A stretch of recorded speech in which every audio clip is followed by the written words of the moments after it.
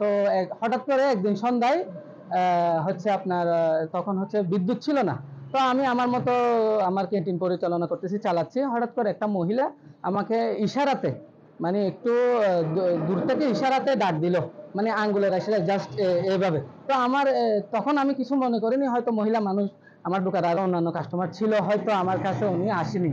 তো পরবর্তীতে ওনার চাওয়া ছিল কি পানি, আমার হচ্ছে ইমিডিয়েট 5 লিটার পানি লাগবে। তাহলে আমরা যদি ইমিডিয়েট 5 লিটার পানি লাগে, তো আমার কাছে তো এখন আপু পানি নেই, তাহলে আমি এখন পানি কোথায় পাবো? তো পানি কোথায় পাবো?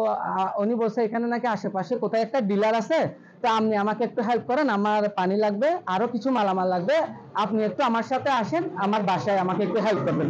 তা আমি তো আসলে অতটুকু জানি না উনি কিভাবে হঠাৎ করে এমন ভাবে উনি বললো, মানে ওনার অঙ্গভঙ্গি, ওনার যে অন্তরঙ্গ, মানে যেভাবে আমার সাথে বলতে চাচ্ছে, আমার একটু ডাউটই হলো যে আসলে কি। তো আমি তারপরে ওনাকে, মহিলা মানুষ, আমি চাইছিলাম হয়তো আমি ওনাকে কথাবার্তার মাধ্যমে হলেও যদি একটু উপকার করতে পারি, তাহলে হয়তো আমি ধন্য। তাই আমি ওনাকে একটু সময় দিয়ে মানে খুব ভালোভাবে বুঝিয়ে দিলাম যে এখানে আমাদের একটা প্রাইমারি স্কুল আছে, সরকারি স্কুলের সামনে একটা মানে ডিলার আছে, ওনার কাছে আপনি পানি পাবেন না, উনি হচ্ছে আমাকেই নিয়ে যাবে। তো তৎক্ষণিক আমি ওনাকে পরিচয় দিলাম, না আমি তো একা ক্যান্টিনটা চালাই, আমি কোনোভাবে যেতে পারবো না। তখন উনি আমার দিকে হঠাৎ করে স্তব্ধ হয়ে তাকিয়েছিল, আমিও তাকিয়েছিলাম। হয়তো একটা মানে যোগাযোগের মাধ্যম নিতে চাচ্ছে, এরকম আমার মনে হচ্ছিল আর কি আমার। তো যাই হোক, অতটুকুর মাধ্যমে আমি ওনাকে চলে গেলাম। উনি যাওয়ার পরে আমি পিছনে তাকিয়েছিলাম। এখন ঠিক আছে, আমি সুন্দরভাবে আমার দোকানটা চালাচ্ছি। ওই দিন রাতেই হচ্ছে সন্ধ্যার পরে আমার দোকানে হচ্ছে ওই ঘটনা, মানে আমার ক্যান্টিনে ওই মহিলার সাথে। সেই জন্য আমি কি করি, আমার দোকানে সিসিটিভির ক্যামেরা আছে, ওইখান থেকে আমি একটা ছোট ফুটেজ নেই। ফুটেজটা নেওয়ার পরে হচ্ছে আপনার আমি সবাইকে এটা বললাম যে এরকমের কেউ আসছে কিনা। আমাকেও ডাকছিল, এরকম ওনার সাথে যেতে বলছিল, অনেক মালামাল লাগবে। ওই হিসেবে আমি মানে ওনাকে বেশি সন্দেহ করে ফেলছিলাম। আসলে যে উনি এরকম একটা জঘন্য পেশায় নীল তারকা হিসাবে আসে, আমি কিন্তু আসলে ওই বিষয়ে আগে অবগত ছিলাম না। তো পরবর্তীতে এটা তো শেষ, আমরা সবাই স্বাভাবিক হয়ে গেছি। কিছুদিন পর আমি তো রবিবার সম্ভবত, এই যে গত রবিবার রাত আনুমানিক 2টার দিকে আমি দোকানপাট ক্লোজ করে বাসায় যাচ্ছিলাম। এমন সময়ে আপনারা তো জানেন আমি এর আগে একটা রিভিউ দিছি, আমার বাসার সামনে একটা হাইস, সেখানে কোনো নাম্বার প্লেট ছিল না। তো আমি আবার এই বিষয়ে খুব সচেতন। তো আমি হচ্ছে হাইসটা দেখে খুব মানে একটু মানে বিস্মিত যে এত রাতে একটা হাইস নাম্বার প্লেট নাই, তাও আবার রং সাইডে।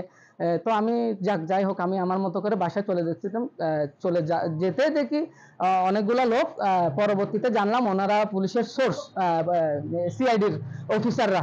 তো ওনারা আমাকে আটকে দিয়েছিল, আটকে দেওয়ার পরে বিভিন্ন কথাবার্তা জিজ্ঞাসা করছে এই বিষয়ে। তো আমি ওই সুবাদে ওনাদেরকে কিছু ওনারা আমাকে দিছিল, তথ্য দিছিল, ওগুলো আমি দেখে ওনাদেরকে একটা ধারণা দিছিলাম। ধারণা পেয়ে ওনারা খুব খুশি হয়েছে। খুশি হয়ে আর হচ্ছে তখন সেদিন রাতে আমাদের বান্দরবানে দীর্ঘ সময় বিদ্যুৎ ছিল না।